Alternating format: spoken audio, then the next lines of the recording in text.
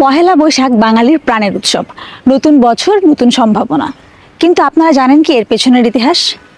আপনারা দেখছেন ULAB TV, আর আজকের আলোচনায় স্বাগত জানাচ্ছি আমি ত্রয়া চৌধুরী। সালটা 1584 সাল। মোগল সম্রাট আকবর একটি সমস্যায় পড়লেন। সমস্যাটা আসলে কি? সমস্যাটা হচ্ছে তখনকার সময়ে কর আদায়ের জন্য হিজরি চন্দ্র সনের অনুসরণ করা হতো, কিন্তু হিজরি চন্দ্র সন আমাদের কৃষি মৌসুমের সঙ্গে মিলত না, ঠিক যে কারণে অনেক সমস্যার সম্মুখীন হতেন মোগল সম্রাট আকবর।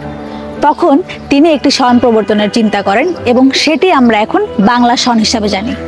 শুরুর দিকে 14 ও 15 তারিখের কাছাকাছি সময়ে নববর্ষ পালন শুরু হয়।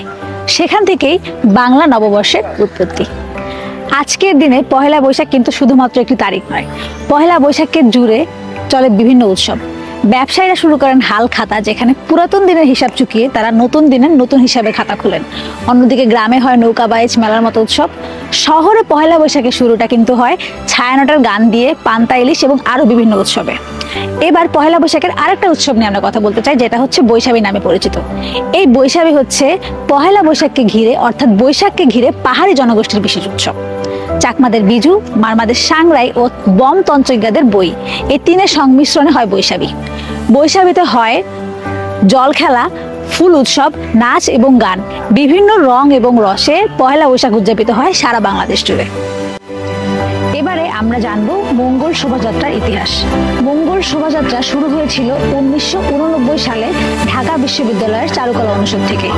মঙ্গল শোভাযাত্রার মূল উদ্দেশ্য ছিল সত্য, ন্যায়, মন্দ এবং অন্যায়ের প্রতীকী চিহ্নের মাধ্যমে তুলে ধরা। এই র্যালিতে প্রতীকী চিহ্ন হিসাবে বিভিন্ন ধরনের প্রাণীর প্রতিকৃতি থাকত। তাছাড়াও এই পুরো র্যালিতে বাংলার গ্রামীণ ঐতিহ্যের অনেক নিদর্শন পাওয়া যায়। মঙ্গল শোভাযাত্রা আরো অনেক বেশি আলোচনার জায়গায় চলে আসে যখন 2016 সালে ইউনেস্কো এটিকে সাংস্কৃতিক ঐতিহ্যের অংশ হিসাবে স্বীকৃতি দেয়। সেই থেকে মঙ্গল শোভাযাত্রা এখন প্রতি বছর নববর্ষ উৎসবের একটি অন্যতম গুরুত্বপূর্ণ অংশ। একটি বিষয় জানিয়ে রাখতে চাই, সেটি হচ্ছে এবারে মঙ্গল শোভাযাত্রার নাম বদলে রাখা হয়েছে বর্ষবরণ আনন্দ শোভাযাত্রা। বর্ষবরণ আনন্দ শোভাযাত্রার প্রতিপাদ্য বিষয় হচ্ছে নববর্ষের ঐক্য, ফ্যাসিবাদের অবসান। সুতরাং ধারণা করা যাচ্ছে এবারের যে আনন্দ যাত্রা, সেটিতে দেশের গ্রামীণ ঐতিহ্যের পাশাপাশি প্রকাশ পাবে সাম্প্রতিক সময়ের রাজনীতির যে পরিবর্তন, সেই পরিবর্তনের প্রভাব।